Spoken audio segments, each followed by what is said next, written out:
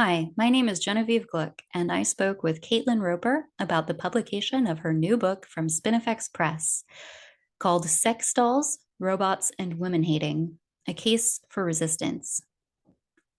Caitlin Roper is the campaigns manager for the Australia-based organization Collective Shout, which works to end the objectification of women in media and society.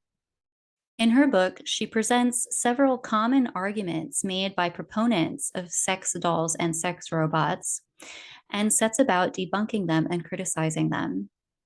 One of the most common arguments that is made in favor of these technologies is that it is beneficial for men and can alleviate loneliness. But Caitlin Roper argues against this and presents the case that these technologies actually allow for the further objectification of women and in turn can escalate and normalize violence against women and girls. She argues that these technologies represent the literal objectification of the female form, and as a result, are a manifestation of extreme misogyny. Hey, Caitlin, nice to be talking with you today. Yeah, it's really nice to be here. I really love and respect your work. So it's really great to be chatting with you, Genevieve. Oh, the feeling's mutual. We're going to be talking about your book about sex dolls or sex robots today, and this book is really kind of a hard read, to be honest. And I can only imagine, how difficult it was for you to research. But congratulations on writing this. It's so important. And before we start, though, can you tell everyone a little bit more about your work and your background? Yeah, sure. So I'm campaigns manager at Collective Shout, which is a grassroots campaigning movement against the objectification of women and the sexualization of girls in media advertising and popular culture. And that's in Australia. And we've been running for a little bit over a decade now. So I've been in that role for just about since the very beginning. And what else? I have had an interest in this particular topic, sex dolls and sex robots. I've been researching for the last few years and wrote this book just over the last few months. And yeah, I'm a radical feminist. I'm not really sure what to add. Um, well, you've done some work with opposing the sex industry as well, right? The prostitution and right. So you have a lot of background knowledge and experience with the sex industry in the first place.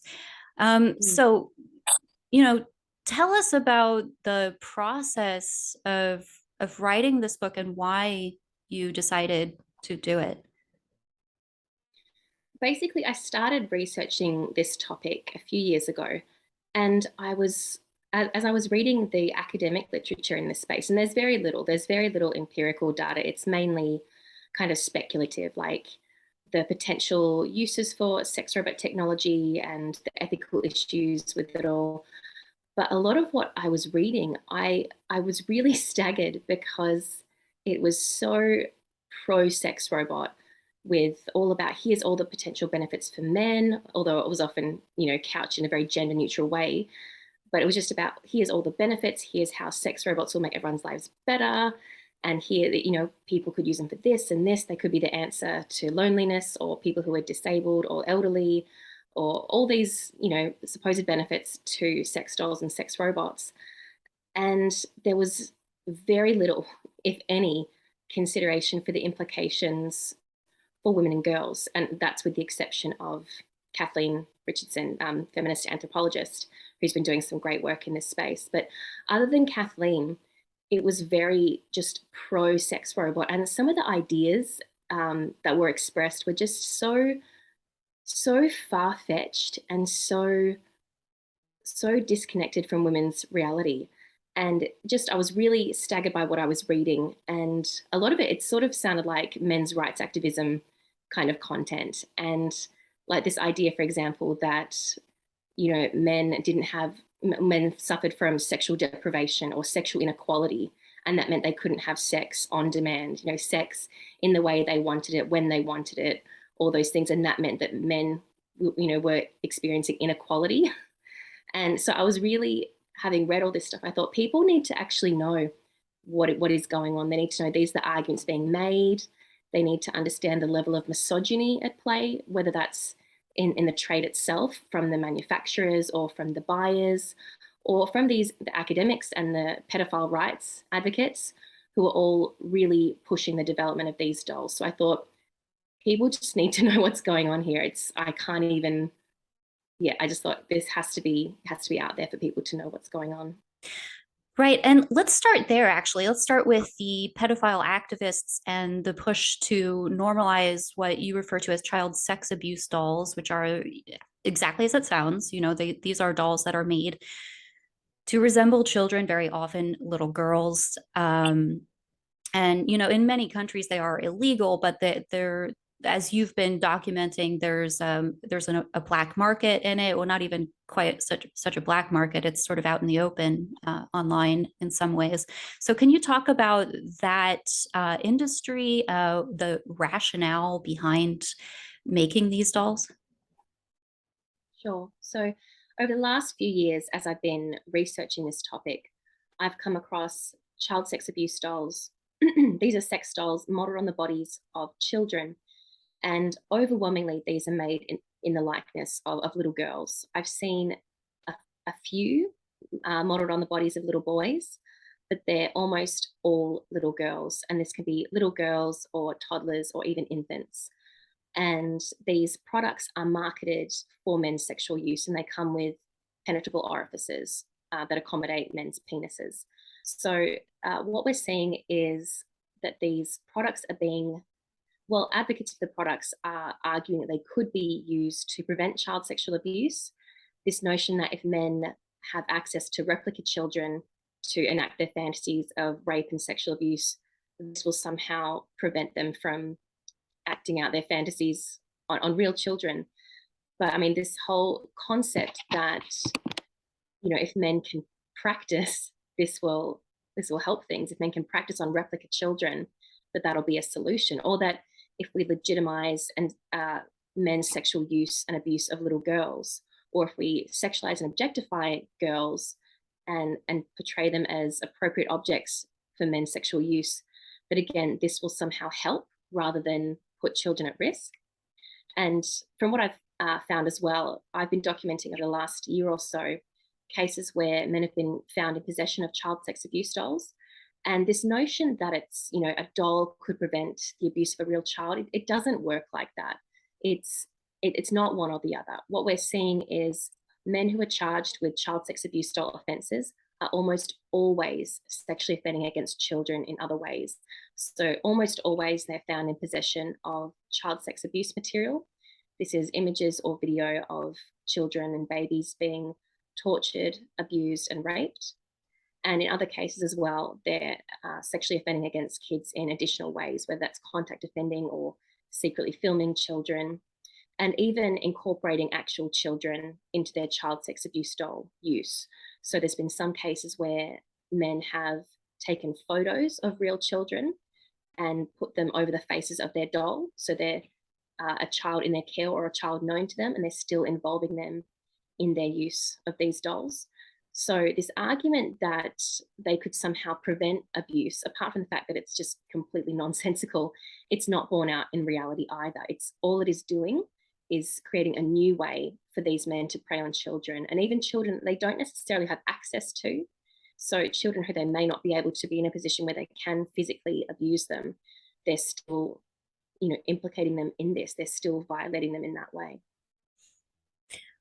Right. I remember a few months ago, there was a case of a teacher in Australia who was using these and putting images of his students' faces on over top of the sex abuse doll and filming it. So yeah, I mean, there is that argument that's being made by certain organizations that are saying that this will prevent offending. Actually, could you clarify about that?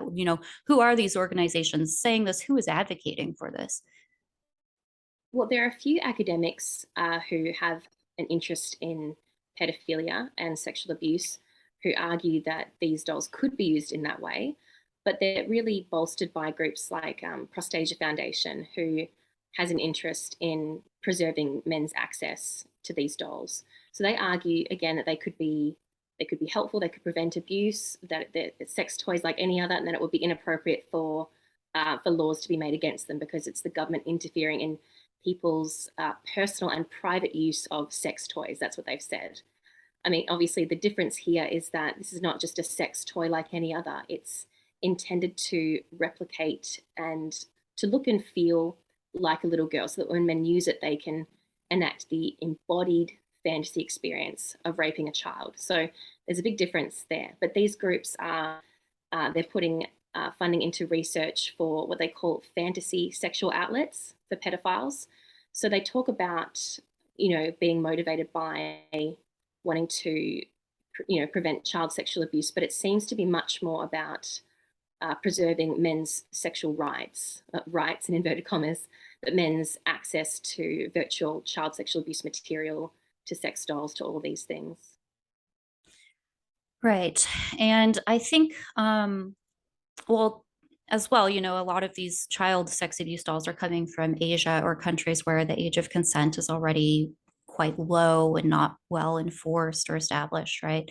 But I think that people often can immediately understand why child sex abuse dolls are so disturbing, unethical, and yet to make that leap over to why it is that these dolls modeled ostensibly off real or adult women, uh, they have some trouble understanding why those arguments are parallel arguments, which you've kind of laid out really brilliantly in your book, which is, again, the male sexual right. And so, how do uh, sex dolls or sex robots harm or objectify women? Essentially, the sex doll is these are replica women, and they are replica women that exist to be sexually penetrated. So it's objectifying women, it's dehumanizing women, it's reducing them to the status of thing or object that exists to be fucked. So the idea that it's just harmful when we do it to children, obviously it's harmful when we have these child sex abuse dolls and encourage men's sexual use of children and their abuse of children. But you're right, there's this disconnect there where a lot of people will say that's terrible when it happens to children. And of course it is. But they don't necessarily make that same connection when it's adult women. It's because, well, my take is that it's because we've kind of largely accepted the objectification of women. We think that it's almost unremarkable now that women are sexually objectified and dehumanized and portrayed as though they exist for men's sexual use. So I think, yeah, there's just that logical thought doesn't continue. But if we can acknowledge that objectifying children and portraying children as appropriate objects of men's sexual desire and use, if we can see that that's a problem and that has, although that's connected to real world consequences and harms for children, then we need to understand or make the connection for women as well. We talk about rape culture and men's violence against women. We know from the research that objectification is foundational to men's violence against women. So those attitudes, the belief that women are things, that women exist for men's use, that we're less than human, all of these things contribute to fueling men's violence against women. So if we're concerned with, rape culture or men's violence against women, and the whole range of ways that women are oppressed and abused and exploited, then we have to make the connection between, sex dolls or sex robots, which are premised on the objectification of women and on dehumanizing women and reducing women to things to be sexually used by men. Yeah, and the word objectification, I feel that sometimes people don't truly appreciate the meaning of that. And when you have written about how these objects, these dolls, are the literal objectification of women. So just to, kind of to reiterate that turning a person into something that you use for a function that has a purpose and use for someone else. This is what you kind of have written about in the meaning of objectification. And when you see some of these things, like you've written about the torsos that are just really just women's midsection area that men can purchase, feet for certain people with foot fetishes. I mean, just the when you looked at these images, it's quite shocking, and your descriptions of them as well, that I really struggle to understand how people cannot see the degradation inherent to this. But you've also mentioned some of the comments from men in the MRA communities, which were quite shocking, about sort of replacing women, that women's only function is to be used in this capacity. So can you explain some of that overlap that you had mentioned before about the MRA, men's rights activist logic, being extended here? Yeah, it's very much this argument that, well, I suppose as women have achieved some sort of political gains, as women have a bit more power, they can say no to relationships with men, whereas in decades past, they really had to rely on men for their economic survival. So now women have a little bit of power. So it's like these sex dolls and robots are as a backlash in response to women's gains. So there's very much this dominant narrative um, among men's rights activists that sex dolls should be seen as a threat to women, that like if you don't fall in line, you can be replaced by a better, hotter, more compliant woman. So a lot of these MRAs, they really welcome the sex dolls made in the likeness of women, because they see it as this is women losing their power, their only power they have over men, and that if sex dolls exist, then they don't need women anymore, because as they see it, women's only function is to provide sexual gratification for men. So they like that these dolls are always sexually available, and like they can't say no, that they don't have personalities or minds of their own. It's really the lack of autonomy is a selling point to these men. They basically want to have unlimited sexual access to women without actually having to have the women around.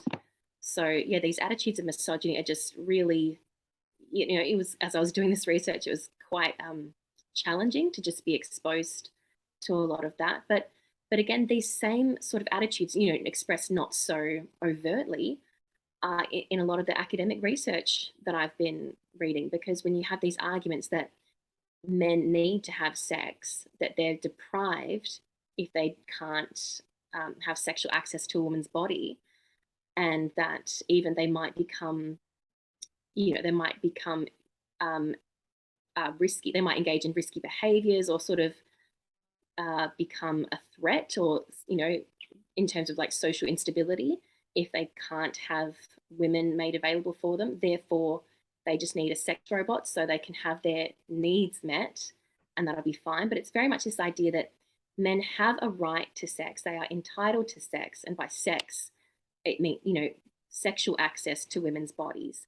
And if they can't find that naturally, organically, then we have to literally produce new replica women that they can have access to. Because the idea that men would just maybe go without, not have what they want, or not have sexual access to a hot replica woman on demand, that they would be suffering and that they would be oppressed or something. So it's these same ideas, that the entitlement, the male sexual entitlement, and just the unwillingness to consider that maybe, maybe men shouldn't just have access to sex on demand. Like maybe that's not the only possible outcome here. Right, and it's not even sex, is it? I mean, as you've described, it's not sex at all, because sex requires another person to be there. So even, well, first of all, some of those descriptions, advertisements, comments that you documented in your book were extremely chilling to read. I found some of those parts to be some of the most difficult to read, where they're basically referring to women as meat bags, and saying that these objects are better than women. Um, but also it's not actually intimacy, it's not sex. It's being marketed as though in some ways it's these things are a replacement for women, but also that they can soothe people's loneliness in some capacity. But I have a hard time understanding how that could be when you're completely alone, right? It's just nonsensical. I mean, the idea that sex dolls, I mean, again, we can get into the language of sex dolls, like what they're really using them for. It's not sex, because there's no mutuality, there's no reciprocal relationship there. It's men sexually penetrating a female shaped piece of silicon. Like there's no intimacy there, there's no human there. It's just essentially it's masturbation into a replica woman. But what are we talking about? We're talking about the I'm sorry, I just totally lost my train of Well, thought. all of these kinds of like selling points, the way that they're marketed, at that they're actually not, they're not authentic in the sense that it's not sex, that it won't solve loneliness, that that men have a right, but you know, so Yeah, the loneliness. That's very much the pitch from a lot of academics and even just regular people. Sometimes I have the conversation. They say, oh, "Okay, yeah, but what about if a man just can't have anyone else? If he's not going to have a partner otherwise, if he's just really lonely, like, does it really hurt?" And I struggle with this concept. Why have we just internalized this idea that if a man is lonely, then a sex doll, like an object, would ease loneliness? It's like this idea that you can own an object, like anything, like you could own a football and now you'll be less lonely because you own an object. You're still alone. So these dolls, robots can't provide any actual companionship. They can't address the loneliness, but they are available for sex on demand. So that's what I'm saying is like, is it really loneliness that we're trying to eradicate, or is it men's desire for sex on demand? But a lot of these academics as well are talking about this could be, the companionship and the solution to lack of human intimacy. But it's crazy because it's like this. There's nothing intimate here. There's no human. There's no intimacy, or even that these dolls could be used to, for sex education or to teach consent. And again, it's this idea: why would we think that men penetrating a female-shaped piece of silicon that is lifeless, why would we think that would be a good or healthy or appropriate model of sexual relationships with other humans, with women who are not just semen receptacles, but who are human beings and who have personalities and desires and feelings? And so it's very much, I feel like a lot of these academics have not thought this through. and just as a comment, I feel that if I were a man, I would be very insulted by the implication that my loneliness could be resolved by using a piece of silicone. Like that's insulting. And anyway, what about women's loneliness? So women have greater needs for our social capacity than men. I mean, that's kind of insulting, isn't it? Um, but but tell me a bit about how you see these as tools for grooming men towards greater sexual violence. Sure. So I did include one chapter where I looked at what these men were doing with the dolls, and this is based on what they're sharing in sex doll owner forums. So they have these discussions with each other. They share photos and things like that, and talk about their dolls and what they do. One of the big things they do is they use their dolls to create porn, but they also use their dolls. They also, I mean, not all of them, obviously, there's a range of different behaviors in different people, but I did very much see a trend where, well, two trends. I'll start with the first, where dolls were used as training, so to practice for sexual relationships with women. So some talked about, that they would actually practice on their dolls to improve their stamina or to master certain sexual acts or positions or things. And they sort of thought that, they were practicing on a doll and they were going to get confident and they'd go and be able to go and have a relationship with an actual woman, and that, having trained on the doll. The other thing that's a little bit more overt is the tendency for these men to enact violence and torture and BDSM acts on their dolls. So a lot of the time, these men are sharing photos documenting what they were doing. They talk about ways they could make it seem more realistic, like they wanted to find ways to use makeup maybe to put marks on their dolls that would appear to be bruises, or they wanted to. One man expressed that he wished his doll would struggle a little bit. But so what these men are doing is they're practicing scenarios of torture and even predation on dolls. There was one man who called himself the Hooded Bandit, and he would take photos, like a series of photos, to sort of tell a story. and there were scenarios of predation on these replica women dolls. And it was like, for example, oh, I'm waiting in the house, they're just about to come home from a night out and I'm here waiting. And then he would document every step with photos. And it was the same sort of scenario where ultimately, like, it's this scenario of rape or predation, but then the doll loves it and she's enjoying it. And look how much she's enjoying it. And of course, all the other forum members are encouraging this guy. Oh, that's great. That's so hot. Oh, I love that the doll's doing this or that. So it's kind of giving them the opportunity, like a female body, like a replica female body to practice on. And, this is also reinforced with an orgasm. So it's fueling violence against women. I know some people would argue, oh, it's better that they use a doll. But again, there's no evidence that it works like that. They just take out their violence and their aggression on a doll, and that there's no overlap into their interactions with real women in the world.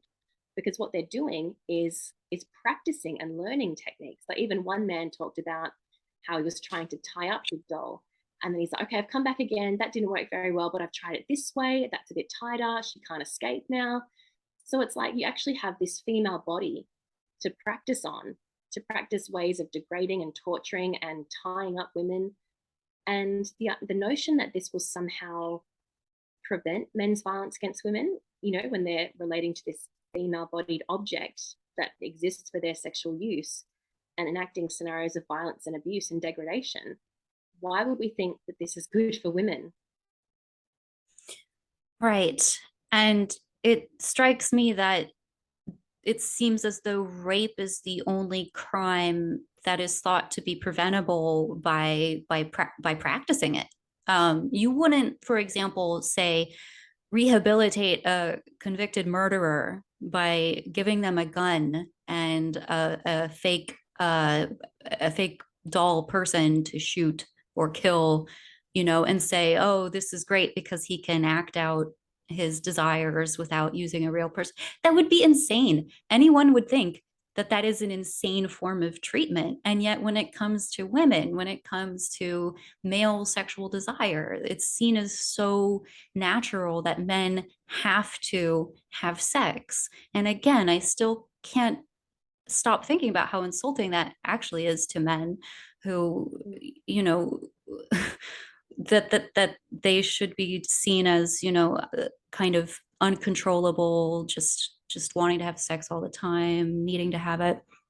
Um, so you'd also mentioned in some ways that the pornography, the racism in pornography comes through in the way that these are designed. Can you talk about how, first of all, the connection between pornography there as well as the racism? Well, I think sex dolls really function as a form of 3D interactive pornography. So men, rather than they're watching and they're masturbating while they're consuming, they sort of more actively participate. And it's those same dynamics that we see in pornography, where the man is human subject and the woman is object or thing. So again, it's just a different way, like maybe an escalated way of engaging with pornography.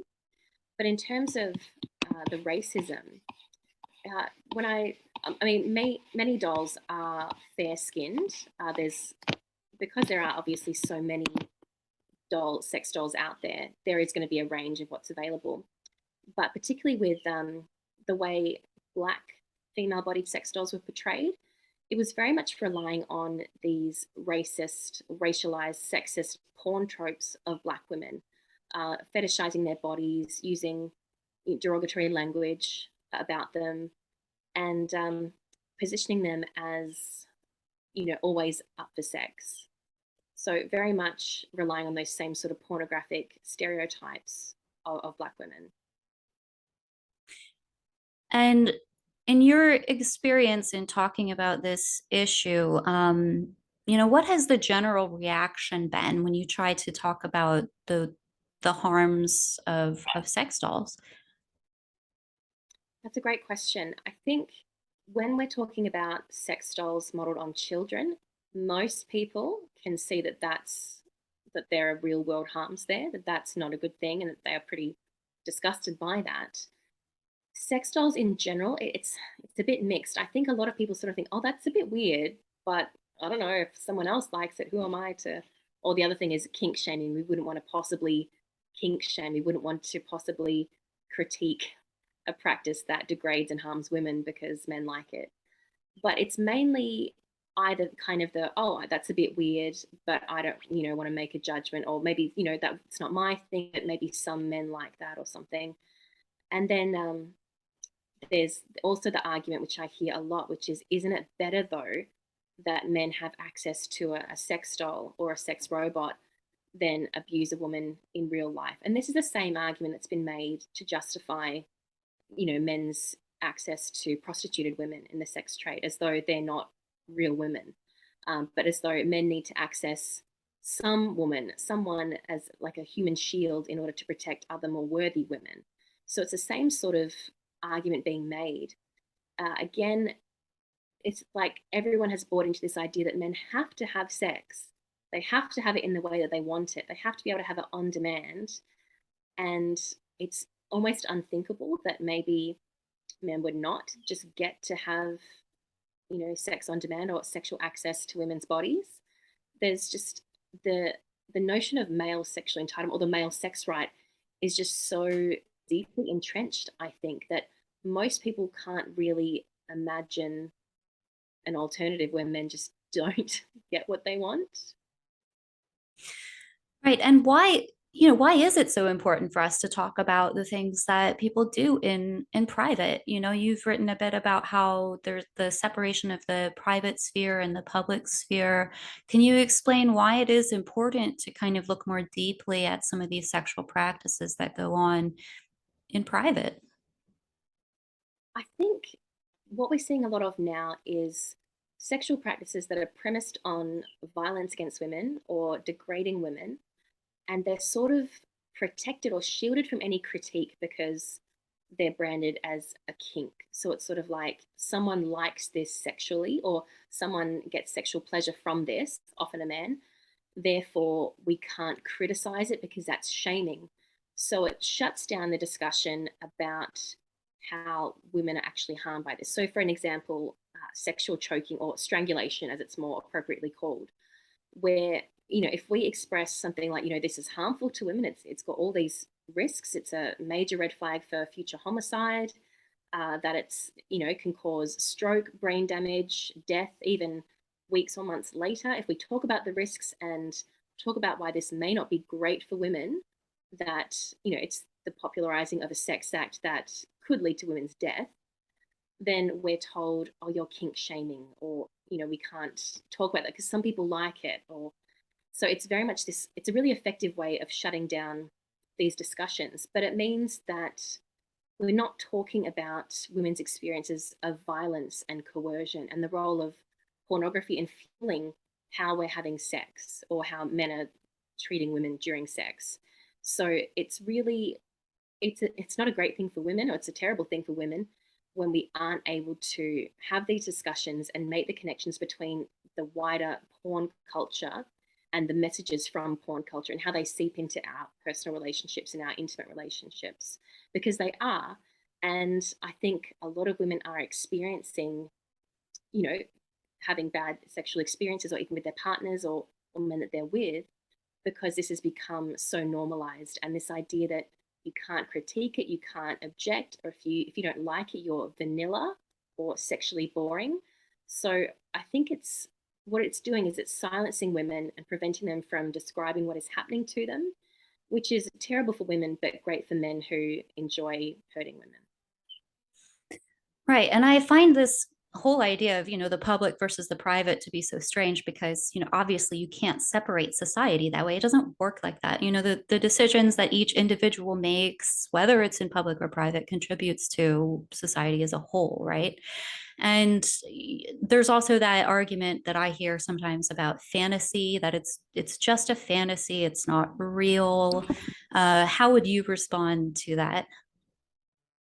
I really love Andrea Dworkin's response to that. She says, fantasy happens in the mind. And once you're acting out that scenario, it's not a fantasy anymore.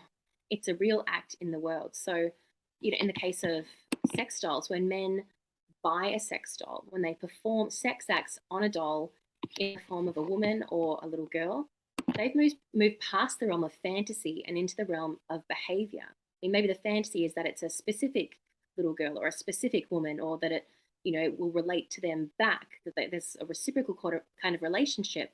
But like the sex act is real. So when men are using sex dolls and robots or child sex abuse dolls, modeled on replica women and replica children, then this is not separate and distinct from reality. It is reality.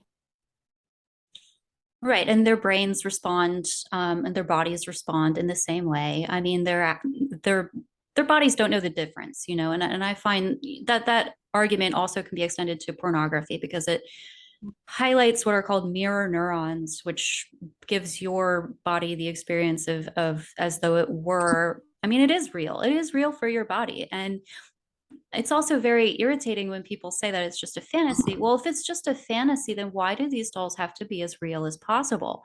Why is there the drive to make them look as realistic as possible and to market them as such if you're just saying it's not real? Which one is it? Because it looks to me like you want it to be real, but then you say that it isn't.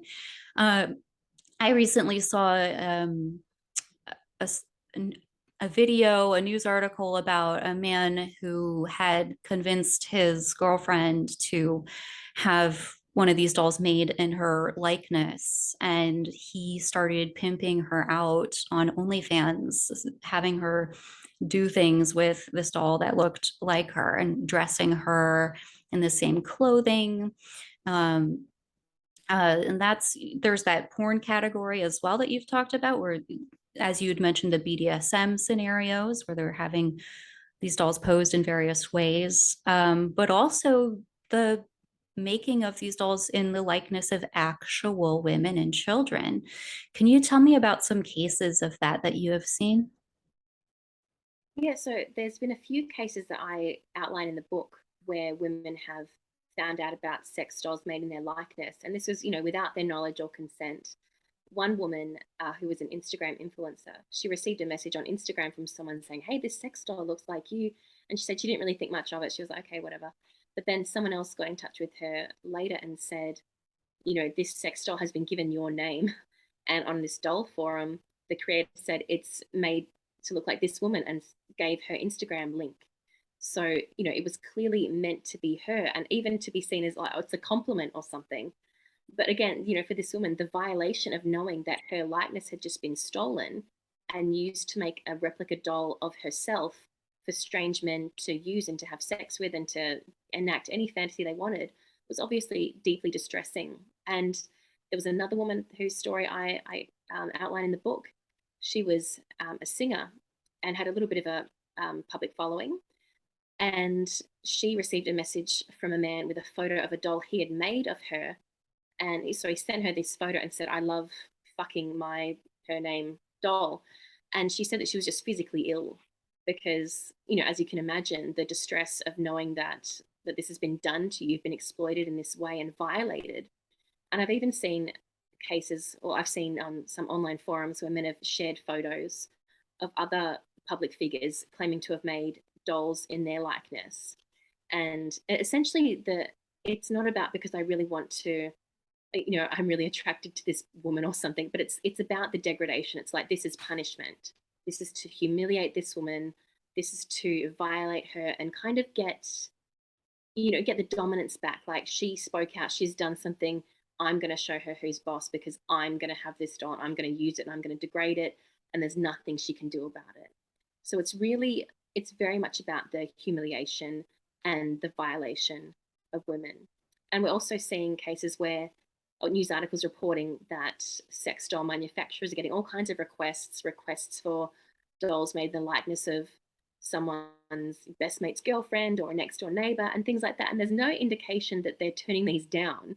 So we have to wonder, how are women already being harmed by this, by having their specific likeness used, or could they, or there's so many questions that come with this as this industry grows and as it's sort of more normalized and becomes more mainstream. How are women going to pay the price for this?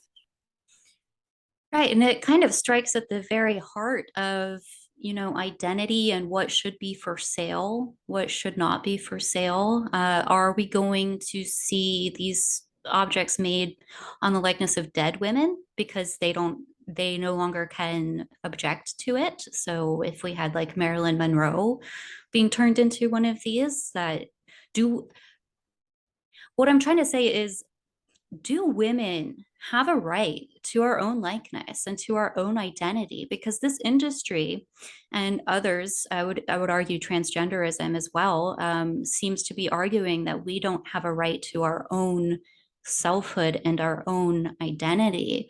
It seems to me, and I'm curious to hear your thoughts on this too, about the connection between those two industries with transgenderism and the sex dolls, because it is very much just thriving on selling women as parts that you can buy, whether it's the dolls for your sexual gratification, or if it's sort of literally embodying the woman and self-objectifying in that way.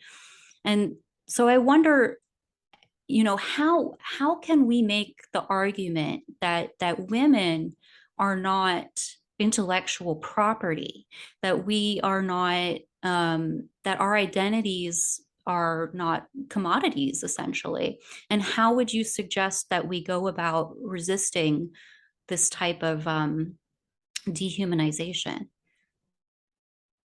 That's a really good question. I think both of the examples that you've given, they're very much premised on like a male dominated view of women. So it's very much it's the femininity, it's the porn star esque kind of aesthetic. It's the large breasts and the makeup and the hair and all those things that are very much sort of the heterosexual male fantasy of women. And when it's again in both examples, it's very much this idea of like men can do it better, or like the male version of female is better, superior than actual women, and that's a really interesting concept, I think.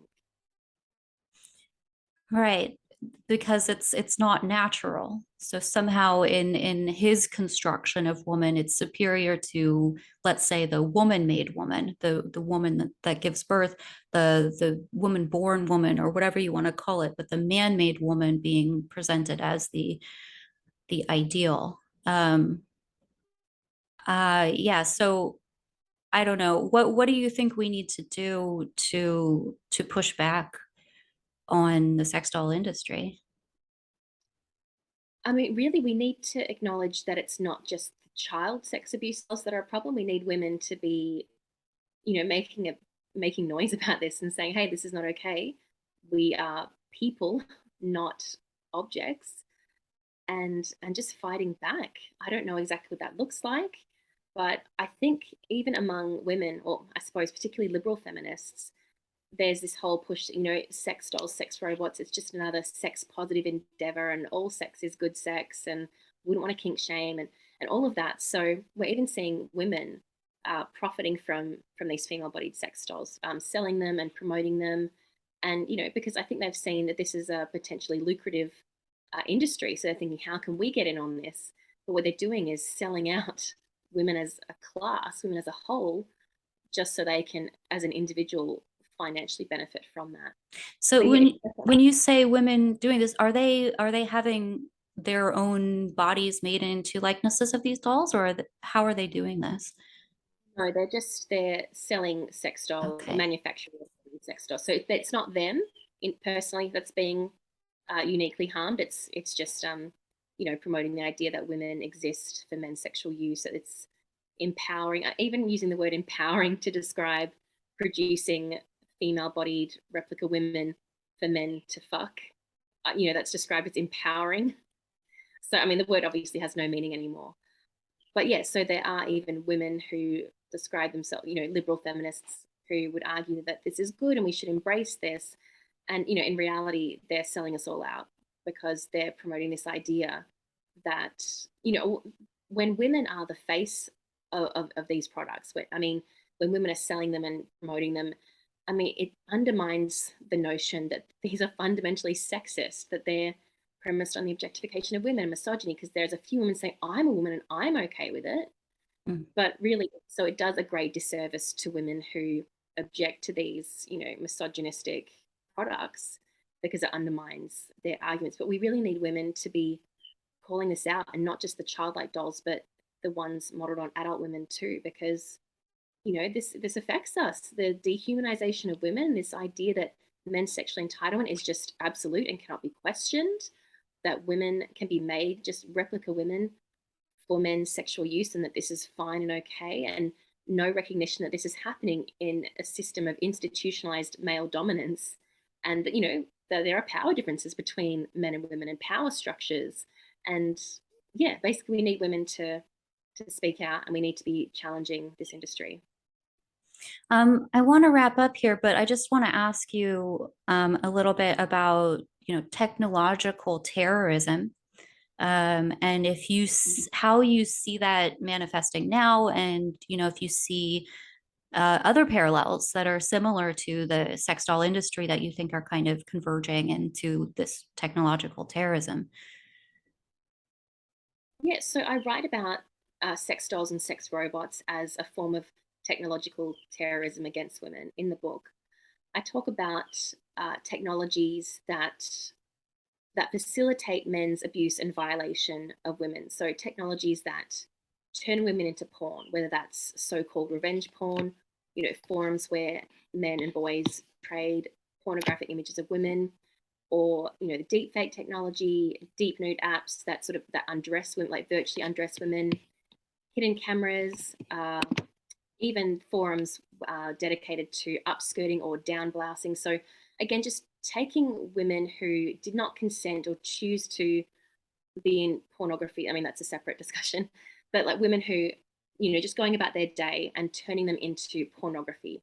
So I guess making the connection between this climate where women are technology is being weaponized against women to degrade women and to humiliate them and to turn them into pornography, and how sex dolls and sex robots kind of connect with all that. And yeah, so just I guess recognizing sex dolls and sex robots as a new form of potential terrorism against women, particularly when these products are being made in the likeness of women without their knowledge, without their consent, and when we know that men are using these products to act out their fantasies of violence and degradation and things like that. So these are being used against women. And I also cover in the book the experiences of some women whose husbands or partners got sex dolls, and their experiences there, and how they were distressed by that, how they felt that their partner preferred the doll to them because it was always sexually available,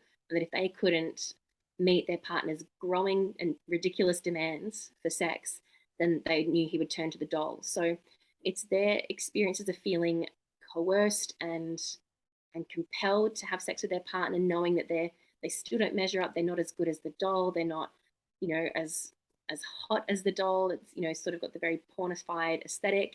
So it's all these ways that women are being harmed by dolls, like directly, not even just harmed by the existence of replica women marketed for men's on-demand sexual use, but how they, in their own personal lives, are being harmed and being terrorized by these products.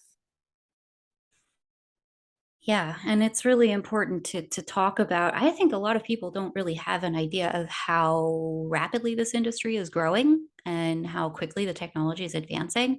And I am really concerned about that convergence between the AI, the deep fakes, and the 3D printing and all of this. I mean, I've seen now where they have the equivalent of deepfake, which is for video. If people don't know, deepfakes now, from a single image, a video can be made. It's a kind of composite where you basically superimpose someone's face over someone else, for those who don't know. But also that there's, I don't know exactly its name, but the deepfake audio, which is being able to replicate someone's voice based on audio recordings. So you're going to have all of these various technologies converging together to make a very scary world for women, where if we're just walking down the street and someone can take a photo or a recording of us, there is going to be that possibility of being turned into pornography, but even possibly in the future being turned into one of these objects without your knowledge.